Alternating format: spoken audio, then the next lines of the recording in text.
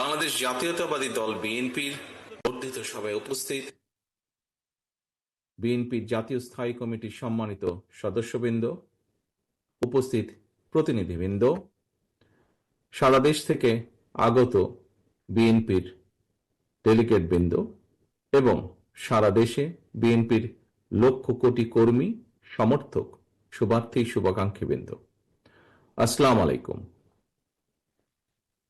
বাংলাদেশের গণতান্ত্রিকামী জনগণের আশা আকাঙ্ক্ষার প্রতীক বাংলাদেশ জাতীয়তাবাদী দল বিএনপির বর্ধিত সভা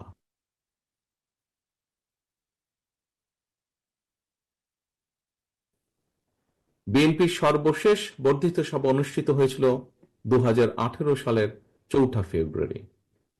সেই অনুষ্ঠানে প্রধান অতিথি ছিলেন mother of democracy Begum Khaleda Zia. ফ্যাসিবাদী শাসনকালে এরপর আর বিএনপির বর্ধিত সভা কিংবা কাউন্সিল অনুষ্ঠান করা সম্ভব হয়নি। চিকিৎসাধীন থাকায় দেশনেত্রী বেগম খালেদা জিয়া আজকের এই গুরুত্বপূর্ণ সভায় উপস্থিত থাকতে পারেননি। তবে তিনি এই সভার সাফল্য কামনা করেছেন। তিনি আপনাদের কাছে দোয়া চেয়েছেন। প্রিয় সহকর্মীবৃন্দ, দেশনেত্রীর শারীরিক সুস্থতার জন্য আমরা আল্লাহর দরবারে দোয়া কামনা করছি। এই মানুষটির সম্মোহনী ব্যক্তিত্ব আর সুদক্ষ নেতৃত্বে বিএনপিকে পৌঁছে দিয়েছিল সারা দেশের প্রতিটি গ্রামে, প্রতিটি ঘরে।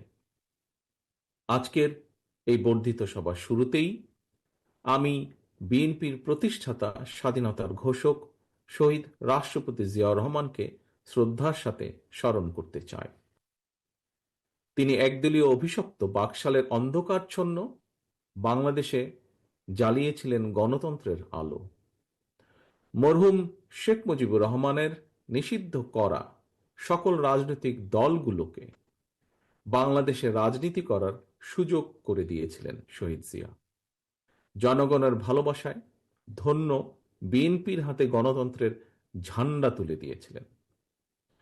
প্রিয় সহকর্মীবৃন্দ, বিএনপির জন্ম থেকে আজ পর্যন্ত গণতন্ত্র প্রতিষ্ঠা এবং স্বৈরাচার বিরোধী ধারাবাহিক আন্দোলনে যারা শহীদ হয়েছেন, আহত হয়েছেন, স্বজন হারিয়েছেন, যেসব পরিবার নিদারুণ দুঃখ কষ্টের মুখোমুখি হয়েছেন, যাদের ঘাম, শ্রম, মেধায় বিএনপি আজ আপামর জনগণের কাছে দেশের সবচেয়ে বিশ্বস্ত রাজনৈতিক প্রতিষ্ঠানে পরিণত হয়েছে, আজকের এই বর্ধিত সভার শুরুতেই আমি তাদের প্রত্যেকের অবদানকে কৃতজ্ঞতার সঙ্গে স্মরণ করতে চাই। প্রিয় সহকর্মীবৃন্দ, সর্বোপরি 1971 সালের মহান মুক্তিযুদ্ধের লাখো শহীদ, দেশে গণতন্ত্র ও মানবাধিকার প্রতিষ্ঠার দীর্ঘ ধারাবাহিক সংগ্রামে যারা শহীদ হয়েছেন, 2024 সালের জুলাই আগস্টে তাবেদার অপশক্তির বিরুদ্ধে দলমত নির্বিশেষে স্বাধীনতা রক্ষার যুদ্ধের সাহসী বীর আবু সাইদ, ওয়াসিম, মুগ্ধ, রিয়া গোপ, আব্দুল আহাদ সহ বিএনপির 5 শতাধিক হাজারো শহীদ এবং আহত মুক্তিযোদ্ধাদের গভীর শ্রদ্ধার সঙ্গে স্মরণ করতে চাই। প্রিয় নেতৃবৃন্দ, হাজারো শহীদের আত্মত্যাগের মধ্য দিয়ে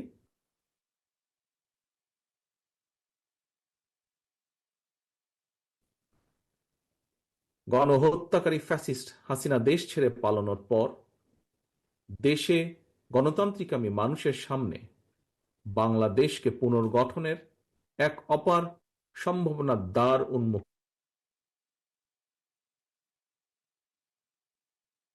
করার জন্য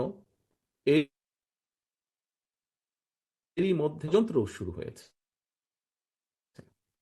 সুকৌশলে সুকৌশলে রক্ত পিচ্ছিল রাজপথে গড়ে ওঠা জাতীয় ঐক্য এবং জাতীয় নির্বাচনের পরিবেশ বিনষ্টের অপচেষ্টা চলছে।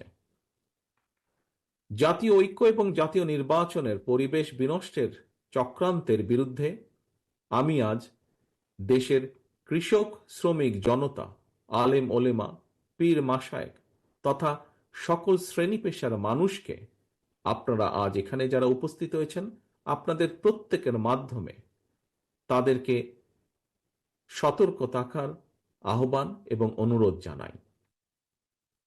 যারা বাংলাদেশকে তাবেদার রাষ্ট্র বানিয়ে রাখতে চেয়েছিল, তাদের ষড়যন্ত্র কিন্তু এখনো থেমে নেই। সংস্কার কিংবা স্থানীয় নির্বাচন, এসব ইস্যু নিয়ে জনগণের সামনে এক ধরনের ধূম্র জাল সৃষ্টি করা হচ্ছে। রাষ্ট্র এবং রাজনীতিতে সংস্কার একটি ধারাবাহিক প্রক্রিয়া। বিএনপির কাছে সংস্কারের ধারণা নতুন কিছু নয়। সরকারে কিংবা বিরোধী দলে বিএনপি যখন যে অবস্থানেই দায়িত্ব পালন করেছে, জনগণের আকাঙ্ক্ষাকে ধারণ করে সময়ের পরিপ্রেক্ষিতে সব সময় রাষ্ট্র, সরকার ও রাজনীতিতে প্রয়োজনীয় সংস্কার করেছে বিএনপি এবং করার চেষ্টা অব্যাহত রেখেছে। 1975 সালের 7ই নভেম্বরের পরে দেশে বহুদলীয় গণতন্ত্র প্রতিষ্ঠা, সংবিধানে পঞ্চম সংশোধনের মাধ্যমে মুক্তিযুদ্ধের আকাঙ্ক্ষার প্রতিফলন, 1991 সালে দেশে সংসদীয় সরকার প্রতিষ্ঠা, এই সবই ছিল রাষ্ট্র রাজনীতির ময়দানে যুগান্তকারী সংস্কার।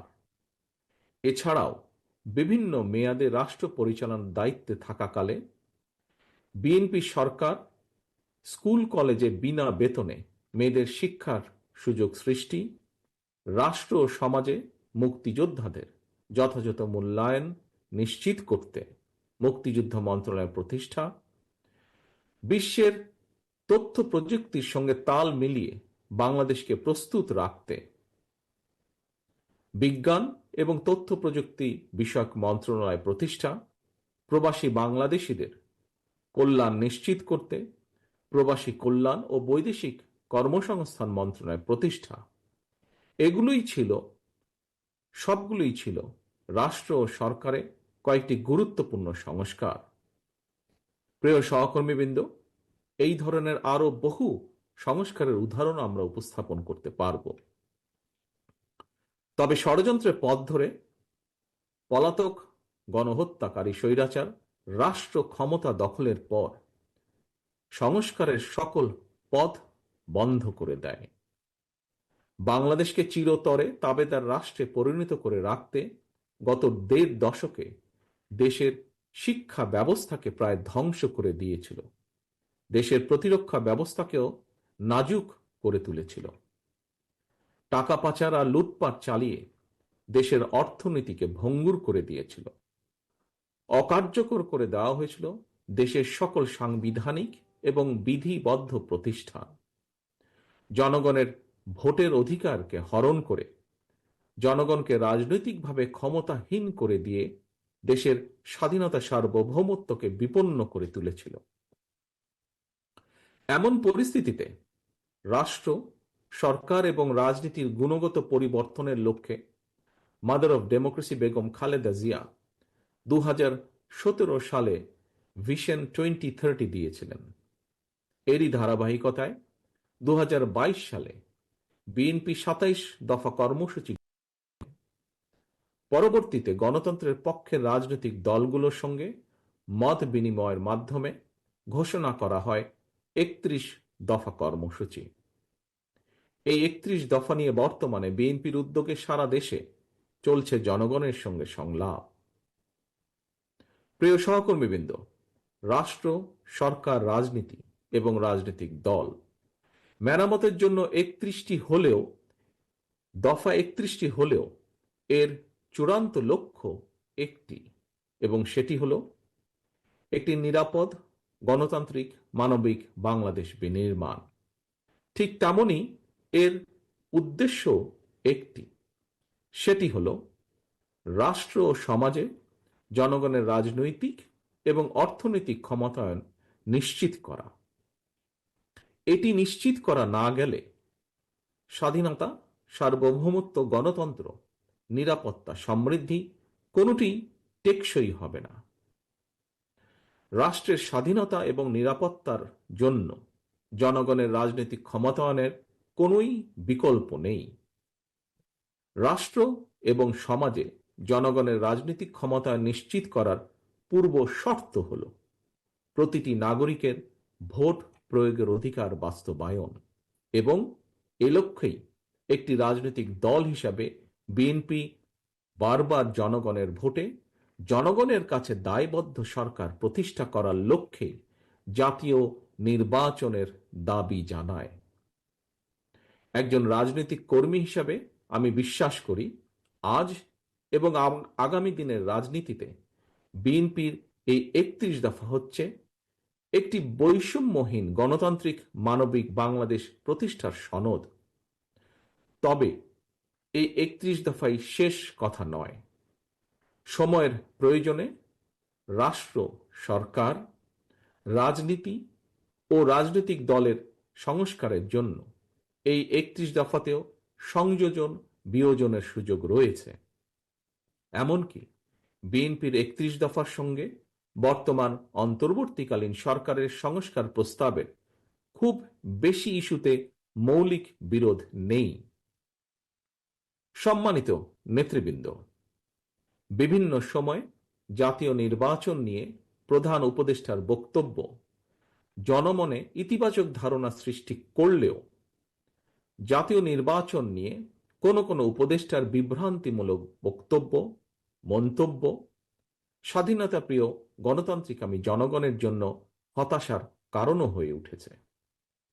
অন্তর্বর্তীকালীন সরকারের প্রতি বিএনপি সহ গণতন্ত্রের পক্ষের সকল রাজনৈতিক দলের নিঃশর্ত সমর্থন থাকলেও সরকার এখনো তাদের কর্মপরিকল্পনায় অগ্রাধিকার নির্ধারণ করতে পারছে না বলেই মনে হচ্ছে। সারা দেশে খুন, হত্যা, ধর্ষণ, চুরি, ছিনতাই, রাহাজানি বেড়েই চলেছে। বাজার সিন্ডিকেটের কবলে পড়ে নিত্য প্রয়োজনীয় দ্রব্যমূল্য নিয়ন্ত্রণহীন। বর্তমান অন্তর্বর্তীকালীন সরকার এখনো মনে হয় দেশের আইন শৃঙ্খলা পরিস্থিতির উপরে সম্পূর্ণ নিয়ন্ত্রণ প্রতিষ্ঠা করতে পারেনি। সরকার যেখানে বাজার পরিস্থিতি কিংবা আইন শৃঙ্খলা পরিস্থিতির নিয়ন্ত্রণে কাঙ্ক্ষিত সাফল্য অর্জন করতে পারছে না, সেখানে জাতীয় নির্বাচনের আগে স্থানীয় নির্বাচন অনুষ্ঠানের নামে কেন দেশের পরিস্থিতি আরো ঘোলাটে করতে চাইছে, এটি জনগণের কাছে বোধগম্য নয়। গণতন্ত্রকামী জনগণ মনে করেন স্থানীয় নির্বাচন অনুষ্ঠিত হলে সেটি হবে সারা দেশে পলাতক স্বৈরাচারের দোসরদের পুনর্বাসনের একটি প্রক্রিয়া, যা সরাসরি গণ অভ্যুত্থান আকাঙ্ক্ষা বিরোধী। গণহত্যাকারী, টাকা পাচারকারী, দুর্নীতিবাজ মাফিয়া চক্রকে পুনর্বাসন প্রক্রিয়ার এই ফাঁদে বিএনপি পা দেবে না, বিএনপি পা দিতে পারে না। প্রিয় সহকর্মীবৃন্দ, বিএনপি জনগণের কাছে প্রতিশ্রুতিবদ্ধ আগামী জাতীয় নির্বাচনে বিএনপি জনরায় রাষ্ট্র পরিচালনার দায়িত্ব পেলে গণহত্যাকারী মানবতা বিরোধী অপরাধীদের বিচারের মুখোমুখি করবে। অন্তর্বর্তীকালীন সরকারের প্রতি আহ্বান, সারা দেশে গণহত্যাকারীদের দোসর মাফিয়া চক্রকে পুনর্বাসনের স্থানীয় নির্বাচন অনুষ্ঠানের পরিকল্পনা থেকে সরে আসুন। অবিলম্বে আগামী দিনগুলোর জন্য অন্তর্বর্তীকালীন সরকারের সুনির্দিষ্ট কর্মপরিকল্পনার রোডম্যাপ ঘোষণা করুন। গণহত্যাকারী মাফিয়া প্রধান হাসিনা দেশ ছেড়ে পালানোর পর এ পর্যন্ত বেশ অনেকগুলো নতুন রাজনৈতিক দলের আত্মপ্রকাশ ঘটেছে। বহুদলীয় গণতন্ত্রে বিশ্বাসী বিএনপি সকল নতুন রাজনৈতিক দল ও সংগঠনকে স্বাগত জানায়। তবে নির্বাচনের মাধ্যমে গ্রহণ কিংবা বর্জনের চূড়ান্ত সিদ্ধান্ত জানাবে জনগণ। সুতরাং প্রতিটি দলের অংশগ্রহণ একটি অবাধ ও সুষ্ঠু নির্বাচন, জাতীয় নির্বাচন অনুষ্ঠানের লক্ষ্যে সবার আগে নির্বাচন কমিশনকে প্রস্তুত রাখতে হবে। দেশে একটি অবাধ এবং সুষ্ঠু নির্বাচন অনুষ্ঠানের জন্য নিরপেক্ষতাই হচ্ছে অন্তর্বর্তীকালীন সরকারের সবচেয়ে বড় পুঁজি। কিন্তু সরকারের নিরপেক্ষতা নিয়ে ইতিমধ্যেই জনমনে সন্দেহ সংশয় সৃষ্টি হয়েছে। নিজেদের নিরপেক্ষতা বজায় রাখতে আমি বাংলাদেশ জাতীয়তাবাদী দলের পক্ষ থেকে অন্তর্বর্তীকালীন সরকারের প্রতি আরো সতর্কতা অবলম্বনের আহ্বান জানাই। প্রিয় নেতৃবৃন্দ, এবার আমি সারা দেশে বিএনপির নেতাকর্মী, বিশেষ করে এই বর্ধিত সভায় আপনারা যারা উপস্থিত হয়েছেন, উপস্থিত নেতৃবৃন্দের উদ্দেশ্যে কয়েকটি কথা বলতে চাই। দীর্ঘদিন থেকে আমি আপনাদের কাছে শারীরিকভাবে দূরে থাকলেও যোগাযোগ এবং কর্ম পরিকল্পনার মাধ্যমে আমি কখনোই আপনাদের কাছ থেকে দূরত্ব অনুভব করিনি। আমার মনে হয় এখানে উপস্থিত যারা আছেন প্রায় প্রত্যেকের সঙ্গেই আমার অন্তত কম বেশি কথা হয়েছে, কথা হয়, টেক্সট মেসেজে আদান প্রদান হয় টেক্সট। তবে আজ এখানে আপনাদের সবাইকে একত্রে পেয়েছি, সেজন্য আমি অত্যন্ত সৌভাগ্যবান, অত্যন্ত আনন্দিত। আপনাদের সকলকে অভিনন্দন। আমি বিশ্বাস করি যে দলে আপনাদের মতন ত্যাগী এবং সাহসী নেতাকর্মী রয়েছেন, সেই দলকে কোনো স্বৈরাচারী দমিয়ে রাখতে পারে না। প্রিয় নেতৃবৃন্দ, আমরা এমন একটি বাংলাদেশ গড়তে চাই যে দেশে মুসলমান, হিন্দু, বৌদ্ধ, খ্রিস্টান তথা দল, মত, ধর্ম, বর্ণ নির্বিশেষে সবাই সমান অধিকার ভোগ করবেন। ৫৫,০০০ বর্গমাইলের এই বাংলাদেশ ভূখণ্ডে বসবাসকারী আমাদের সকলেরই একটি পরিচয়, আমরা বাংলাদেশী। প্রিয় সহকর্মীবৃন্দ, পররাষ্ট্রনীতির ক্ষেত্রেও বিএনপির দৃষ্টিভঙ্গি সুস্পষ্ট। বিএনপি মনে করে বর্তমান বিশ্বে স্থায়ী শত্রুমিত্র বলে কিছু নেই, বরং একটি দেশের সঙ্গে অপর দেশের সম্পর্ক হবে পারস্পরিক স্বার্থ রক্ষা, প্রয়োজন এবং ন্যায্যতার ভিত্তিতে। অন্য দেশের সঙ্গে সম্পর্ক রক্ষার ক্ষেত্রে আমাদের নীতি সবার আগে বাংলাদেশ, অর্থাৎ নিজ দেশ এবং জনগণের স্বার্থ রক্ষা এবং সার্বভৌমত্ব, এটাই হবে প্রথম এবং প্রধান অগ্রাধিকার। আশা করি বর্ধিত সভার এই আলোকেই আপনাদের বক্তব্য উপস্থাপিত হবে। এই মুহূর্তে বিএনপি বাংলাদেশের সবচেয়ে বড় এবং জনপ্রিয় রাজনৈতিক দল। সুতরাং বিএনপির কাছে জনগণের যেমন আশা, ভরসা, প্রত্যাশা রয়েছে, একই সঙ্গে বিএনপির বিরুদ্ধে ষড়যন্ত্রকারীরাও কিন্তু থেমে নেই, তাদের চক্রান্ত থেমে নেই।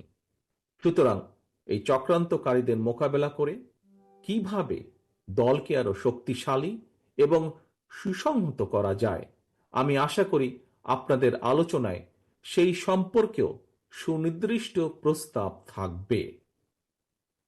প্রিয় সহকর্মীবৃন্দ, সারা দেশে তৃণমূল পর্যায়ের কৃষক, শ্রমিক, দরিদ্র, মেহনতি, স্বল্প আয় কিংবা মধ্যবিত্ত, নিম্ন মধ্যবিত্ত, পাশাপাশি ছাত্রছাত্রী, তরুণ তরুণী তথা সকল শ্রেণীর পেশার মানুষের স্বার্থ রক্ষা এবং জীবন উন্নয়নে আপনাদের নিজ নিজ এলাকা ভিত্তিক কি ধরনের পদক্ষেপ নেওয়া যায়, আশা করি আপনাদের বক্তব্যে সেই বিষয়গুলো উঠে আসবে।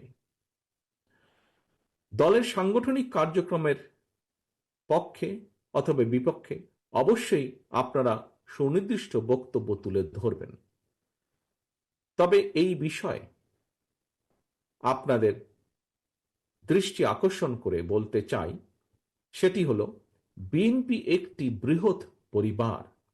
এই পরিবারে নানা বিষয়ে আমাদের মতের অমিল থাকতেই পারে। সুতরাং বক্তব্য দেওয়ার সময় ব্যক্তিগত পর্যায়ের বিরোধকে এড়িয়ে যাওয়াই বাঞ্ছনীয় বলে আমি মনে করি। আমরা সবাই আমাদের ঐক্যের শক্তির সক্ষমতা সম্পর্কে অবহিত। সহকর্মীবৃন্দ, ঐক্যই আমাদেরকে বারবার বিজয় আর সফলতা এনে দিয়েছে। সুতরাং আমাদের অবশ্যই খেয়াল রাখা অত্যন্ত জরুরি, আলোচনা সমালোচনা যেন নিজেদের মধ্যেকার ঐক্য বিনষ্টকারী কিংবা দলের ক্ষতির কারণ না হয়। আরও একটি বিষয় আমি আপনাদের দৃষ্টি আকর্ষণ করে বলতে চাই, নেতা নেত্রীদের সম্পর্কে আপনারা বক্তব্য দেবার সময় দয়া করে প্রশংসাসূচক শব্দ চয়নের ক্ষেত্রে আরও বেশি সতর্কতা, বুদ্ধিমত্তা এবং পরিমিতের বোধের পরিচয় দেবেন আপনারা। সারা দেশে বিএনপির সর্বস্তরের নেতাকর্মী সমর্থক ভাই ও বোনেরা, গত ১.৫ দশকে সারা দেশে বিএনপি সহ গণতন্ত্রের পক্ষে বিভিন্ন দল ও মতের নেতাকর্মীদেরকে অবর্ণনীয় নির্যাতন, নিপীড়ন সহ্য করতে হয়েছে। কেবল বিএনপিরই প্রায় ৬০ লক্ষেরও বেশি নেতাকর্মীর বিরুদ্ধে ১.৫ লাখ রাজনৈতিক হয়রানিমূলক মামলা দেওয়া হয়েছে। বিএনপির কেন্দ্রীয় নেতা ইলিয়াস আলী, কমিশনার চৌধুরী আলমের মতন অনেক নেতাকর্মীরা আজ পর্যন্ত নিখোঁজ খুঁজে পাইনি আমরা। শুধুমাত্র বিএনপি করার অপরাধে হাজার হাজার নেতাকর্মী সমর্থককে গুম, খুন, অপহরণ করা হয়েছে। তবুও বিএনপির নেতাকর্মীরা কেউ দল ছেড়ে যাননি, স্বৈরাচার সঙ্গে করেনি আপোষ।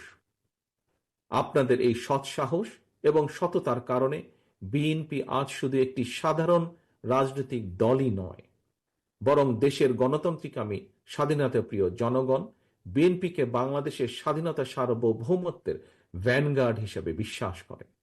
এটি একজন রাজনৈতিক কর্মীর জন্য নিঃসন্দেহে একটি বিরাট বড় প্রাপ্তি। এ কারণেই দলের সর্বস্তরের প্রতিটি নেতাকর্মীকে আরো বেশি দায়িত্বশীলতার পরিচয় দিতে হবে, আচরণে হতে হবে আরো বেশি সতর্ক এবং সংযত। তবে দেশের পরিবর্তিত পরিস্থিতিতে কোটি কোটি নেতাকর্মী সমর্থকদের এই বৃহৎ রাজনৈতিক দলের কোনো কোনো নেতাকর্মী হয়তো নিজের প্রতি সুবিচার করতে পারেননি। তাই আমি আপনাদেরকে আবারও বিএনপির প্রতিষ্ঠাতা, স্বাধীনতার ঘোষক শহীদ রাষ্ট্রপতি জিয়াউর রহমানের একটি বার্তা স্মরণ করিয়ে দিতে চাই। শহীদ জিয়া বলেছিলেন, ব্যক্তির চেয়ে দল বড়, দলের চেয়ে দেশ বড়। দলের প্রতি আপনাদের প্রতিটি নেতাকর্মীর দীর্ঘদিনের সীমাহীন ত্যাগ তিতিক্ষা আমি গভীরভাবে উপলব্ধি করি। তারপরও যারা দলের শৃঙ্খলা ভঙ্গের কারণ হবেন, ব্যক্তির চেয়ে দলের স্বার্থকে প্রাধান্য দিতে গিয়ে আমাকে বাধ্য হয়ে সাংগঠনিক ব্যবস্থা নিতে হয়েছে, নিতে হবে। দলীয় শৃঙ্খলা ভঙ্গ কিংবা দলের ইমেজ ক্ষুণ্ণ হয় এমন কোনো কাজকে বিএনপি বিন্দুমাত্র প্রশ্রয় দেবে না। জনগণই বিএনপির সকল রাজনৈতিক ক্ষমতার উৎস। বিএনপি জনগণকে বিশ্বাস করে, জনগণও বিএনপিকে বিশ্বাস করে। সুতরাং আপনাদের প্রতি বিএনপির প্রতি জনগণের এই ভালোবাসার প্রতিদান দিতে জনগণের সঙ্গে থাকুন, জনগণকে সঙ্গে রাখুন। প্রিয় নেতৃবৃন্দ, বাংলাদেশে গণতন্ত্র এবং বিএনপি সমার্থক। দেশে গণতন্ত্র থাকলে বিএনপি থাকে, গণতন্ত্র বিপন্ন হলে বিএনপির স্বার্থ বিপন্ন হয়। মাফিয়া প্রধানের পলায়নের পর দেশে বর্তমানে গণতান্ত্রিক পরিবেশ ফিরে এসেছে। জাতীয় নির্বাচনের সময়ও হয়তো ঘনিয়ে আসছে। তাই দলকে, কোনো ব্যক্তি নয় বরং দলকে এ ব্যাপারে ধীরে ধীরে আপনারা প্রস্তুত করুন। আমি গণতান্ত্রিকামী দেশবাসীর উদ্দেশ্যে একটি বার্তা দিয়ে বলতে চাই, বিএনপি শুধুমাত্র আপনাদের ভোটের পুনরুদ্ধারই নয়, আপনার ভোটের প্রয়োগের অধিকার নিশ্চিত করতে চায়। আপনাদের সমর্থন পেলে বিএনপি এমন একটি সরকার প্রতিষ্ঠা করতে চায় যে সরকার আপনার কাছে, আপনাদের কাছে তথা দেশবাসীর কাছে জবাবদিহি করতে বাধ্য থাকবে। আমি জনগণের বাংলাদেশ জাতীয়তাবাদী দলের পক্ষ থেকে জনগণের সমর্থন চাই সকলের সহযোগিতা। প্রিয় নেতৃবৃন্দ, বর্ধিত সভার শুরুতেই বক্তব্য আর আমি বাড়াতে চাই না। বর্ধিত সভা শেষে আবারও আপনাদের সঙ্গে কথা হবে ইনশাল্লাহ। সারা দেশে বিএনপি এবং এর অঙ্গ ও সহযোগী সংগঠনের সর্বস্তরের নেতা কর্মী সমর্থক শুভাকাঙ্ক্ষীদের প্রতি আহ্বান, আপনারা শৃঙ্খলাবদ্ধ থাকুন। আপনারা যে কোনো মূল্যে ঐক্যকে ধরে রাখুন। ধন্যবাদ।